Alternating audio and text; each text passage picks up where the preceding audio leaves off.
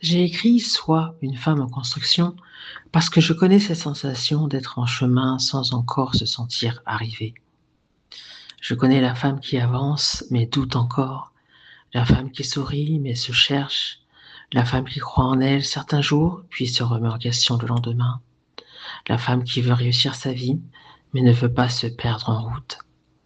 J'ai écrit ce livre pour elle, pour celle qui a parfois l'impression de devoir tout comprendre avant de commencer.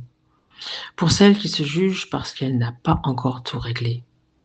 Pour celle qui sent qu'elle porte plus grand que sa vie actuelle, mais ne sait pas encore comment l'incarner. Je ne voulais pas écrire un livre de perfection, je voulais écrire un livre de passage. Un livre pour dire, tu peux être en construction et digne. Tu peux être en transformation et belle. Tu peux être inachevée sans être insuffisante. Tu peux recommencer. Tu peux devenir la femme que tu admires.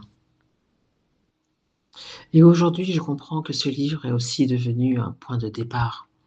Parce qu'une lecture peut ouvrir le cœur, mais parfois une femme a besoin d'un espace pour traverser ce que cette lecture a réveillé. Elle a besoin de parler, d'être écoutée, d'être guidée, d'être encouragée, d'être ramenée à sa valeur quand elle l'oublie, d'être accompagnée quand elle décide enfin de se choisir. C'est ce qui a donné naissance à Soi, l'accompagnement d'incarnation.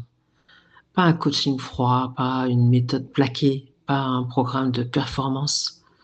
Un accompagnement pour aider une femme à réussir sa vie de l'intérieur vers l'extérieur, avec plus d'estime, plus de vérité, plus de foi, plus de passage à l'action, plus de rayonnement.